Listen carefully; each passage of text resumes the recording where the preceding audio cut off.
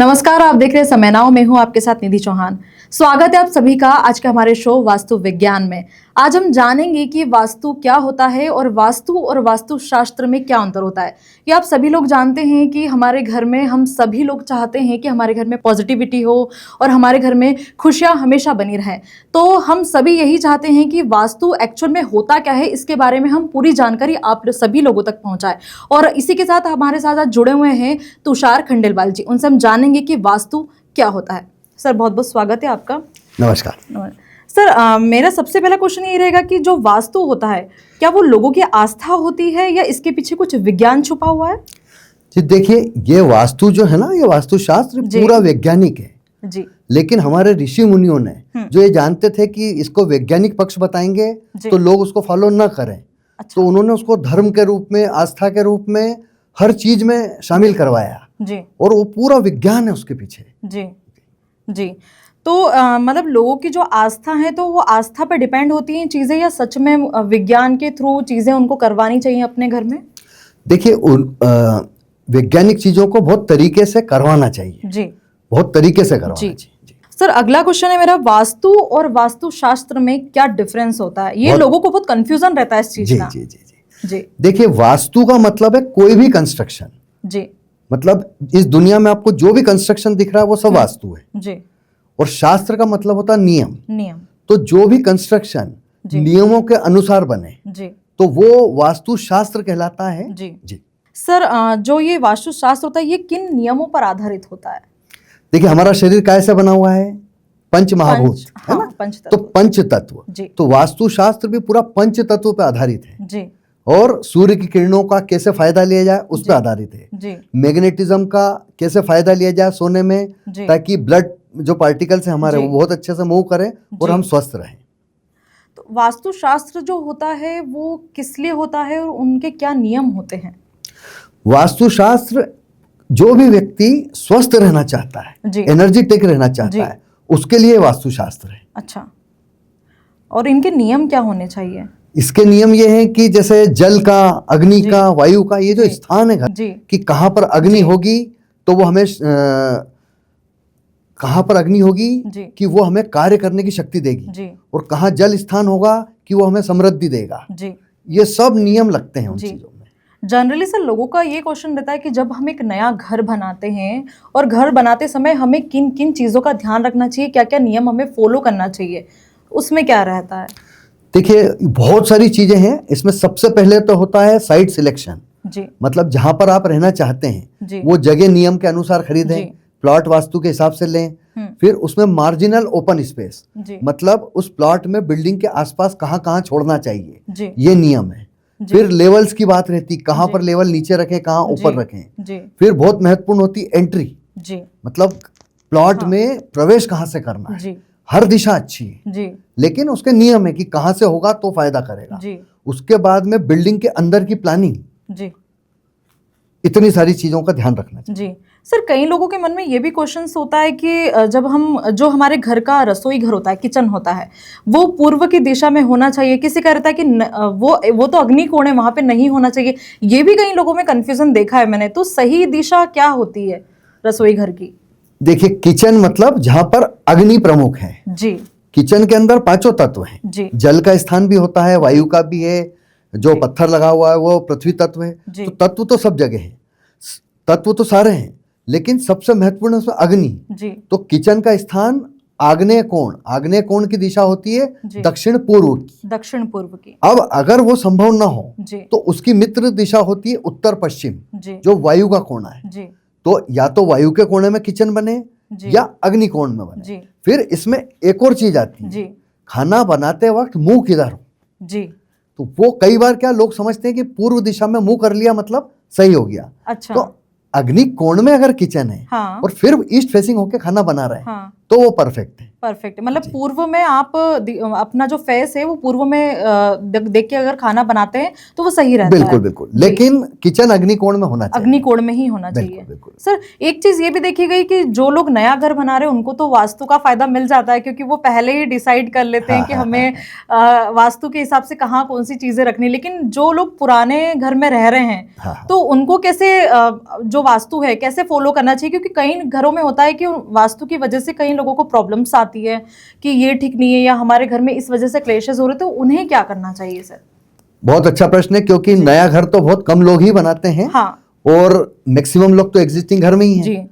तो अब उसमें पूरे नियम तो फॉलो नहीं हो सकते। जैसा घर है उसको प्रॉपर चेक करवाना चाहिए किसी भी अच्छे जानकार से, पहले फिजिकली बुला के कि कहाँ पर वाइब्रेशन, आजकल इंस्ट्रूमेंट्स आ गए तो कहाँ पॉजिटिव वाइब्रेशन आ रहे हैं, कहाँ नेगेटिव आ रहे हैं, उनको शिफ्ट करा जाए। और अगर कोई दोष दिख रहा है कि मान लीजिए घर में क्लैश बहुत होता है तो साउथ वेस्ट जो रिलेशन का कोना है उसमें ध्यान देना चाहिए, वहां कोई गड्ढा तो नहीं है। अच्छा। हाँ। अगर वहां गड्ढा है तो क्लेशेस होंगे, तो उस पर ध्यान दे सकते हैं। फिर किसी को दूसरी प्रॉब्लम आ रही कि पैसे की आवक नहीं हो रही। अच्छा। तो अगर अपॉर्चुनिटी या आवक नहीं हो रही तो उत्तर दिशा क्या कह रही है। अच्छा। वो चेक करें घर की। और कई बार ये हो रहा है कि कैश फ्लो नहीं हो पा रहा है। पैसे की आवक तो होती है लेकिन फ्लो नहीं हो रहा प्रॉपर, तो आग्नेय कोण को चेक करना चाहिए। अच्छा। और तीसरी चीज है, अगर बचत नहीं हो रही है, पैसा आ भी रहा है, फ्लो भी हो रहा है, लेकिन बचत नहीं हो रही है, तो घर का पश्चिम एरिया जो मतलब शनिदेव की जगह है उसको चेक करना चाहिए। उनमें अगर वास्तु दोष है तो ये गड़बड़ी मिलेगी, और अगर गड़बड़ी मिल रही है तो उसका प्रॉपर ट्रीटमेंट करके उससे निजात पाई जा सकती है। लेकिन सर कई लोगों का ये भी रहता है कि हमारे घर में कोई दोष है, मतलब वास्तु से रिलेटेड कोई भी प्रॉब्लम है, तो वो वास्तु जो विशेषज्ञ उसके पास ना जाते हुए कई लोग सोशल मीडिया पे भी सर्च करते कि नहीं हम इसका निवारण कैसे करें। तो क्या ये सही होता है? हम सोशल मीडिया पे देख के हमारी जो समस्या उसका निवारण हम कर सकते हैं? देखिए, एक तो आजकल सोशल मीडिया पे क्या है, जिसको जो बोलना है वो बोल सकता है, कोई रोक टोक तो है नहीं। तो इसमें कई बार गलत जानकारियां भी जा रही हैं। और उसका सबसे बड़ा एक उदाहरण आप समझ लीजिए कि जैसे कोरोना काल में काढ़ा पीने से इम्यूनिटी डेवलप होती है, ऐसा समझकर लोगों ने आंख मीच के अप्रैल और मई की गर्मी में काढ़ा ही काढ़ा पी लिया था। दूसरी प्रॉब्लम्स हो गई थी। तो वास्तु विज्ञान बहुत गहराई वाली चीज है, उसको बहुत सोच समझ के करें तो उसका फायदा है, अदरवाइज बहुत ज्यादा नुकसान कर सकते हैं। मतलब अच्छे विशेषज्ञ के पास ही जाएं, नहीं तो समस्याएं भी खड़ी हो सकती हैं। सोशल मीडिया से ये फायदा ले सकते हैं कि सुन के आप ये समझें कि किसी में नॉलेज है या नहीं है। वो डेप्थ समझिए और फिर किसी व्यवस्थित जानकार को बुला के उसके बारे में आगे बढ़िए, तो बिल्कुल रिजल्ट अच्छे आएंगे। अच्छा, जो वास्तु के जितने भी नियम्स होते हैं मतलब उनको यदि वो फॉलो करते हैं तो क्या उनकी सारी समस्या का समाधान हो जाता है? देखिए, जीवन है तो उतार और चढ़ाव प्लस माइनस जीवन भर चलेगा। लेकिन अगर हमारा घर एनर्जेटिक है तो कोई भी प्रॉब्लम आएगी उसको हम पॉजिटिवली सोच के उसको सॉल्व करेंगे, तो अप्रोच पॉजिटिव हो जाएगी। तो वास्तु के जो जितने भी नियम्स होते हैं तो उनका पालन हर व्यक्ति कर सकता है या नहीं कर सकता है, या करना चाहिए या नहीं करना चाहिए? दोनों क्वेश्चंस है। अब इसमें ये समझिए, वास्तु शास्त्र में ढेरों नियम है। लेकिन कुछ लोगों का रहता है कि अरे नहीं ये तो कुछ नहीं होता है, सब भगवान है जो भी हैं, तो ये भी एक बड़ा क्वेश्चन है। देखिए, वास्तु शास्त्र को जो सबसे पहले कहा गया है वो शिव जी के द्वारा कहा गया है। शिव जी ने फिर गुरु परंपरा से नीचे दिया है ज्ञान कि ये शास्त्र है अच्छे से एनर्जेटिक रहने के लिए।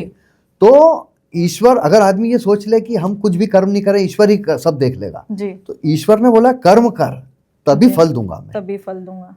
तो कर्म करना बहुत जरूरी है। और वास्तु शास्त्र करवाना या करना, ये भी एक कर्म है। तो मतलब ये कर्म हमें करते रहना चाहिए। बिल्कुल, वास्तु के नियमों का पालन करना चाहिए यदि हमारे घर में हमें सुख और शांति चाहिए। बिल्कुल। और इसमें ये जरूर है कि बहुत सारे नियम हैं, हर नियम हर व्यक्ति फॉलो नहीं कर सकता है, लेकिन मैक्सिमम चीजों को, जैसे पंच तत्वों को व्यवस्थित कर ले, बेडरूम को व्यवस्थित कर ले, कलर कॉम्बिनेशन अच्छा कर ले, पेंटिंग्स ठीक कर ले, तो उसको पॉजिटिविटी फील होगी। और ये जो आजकल इतनी नेगेटिव चीजें चल रही है, मतलब आजकल वाईफाई चल रहा है, जितने भी इलेक्ट्रॉनिक्स इंस्ट्रूमेंट्स हैं इनके साथ जब जुड़ा रहता है व्यक्ति, तो उसकी बॉडी की एनर्जी लॉस होती रहती है। तो अगर घर पॉजिटिव है तो वो एनर्जी उसको मिल जाएगी, तो उसको नुकसान नहीं करेंगे सब चीजें। एक सर सबसे बड़ा सवाल ये भी कि आजकल लोग घर को डेकोरेट बहुत करते हैं, तो क्या डेकोरेशन भी वास्तु के हिसाब से करना चाहिए हमें? देखिए डेकोरेशन में कोई दिक्कत नहीं है, क्योंकि उसमें जो कई तरह के डेकोरेशन ऐसे होते हैं जिसमें मिरर भी आता है, तो वो तो दिशा के हिसाब से ही लगता है, तो इसलिए मेरा ये क्वेश्चन था। बहुत अच्छा प्रश्न है। आप इसको ये समझिए कि सुंदरता बहुत जरूरी है घर में, क्योंकि वास्तुशास्त्र का एक पार्ट है इंटीरियर जी। लेकिन कौन सी चीज, मतलब जैसे सोने का चाकू होगा तो हम उसको शरीर में तो नहीं लगा सकते जी। तो मिरर बहुत पॉजिटिव चीज है, तो उसको उत्तर दीवार और पूर्व दीवार पर रखते हैं तो वो बहुत अच्छा है। अच्छा। लेकिन अगर वो दीवार पे रखा हुआ है और उसमें बेड आ रहा है और आप सो रहे हैं उसमें जी। तो आपकी एनर्जी खींच लेगा।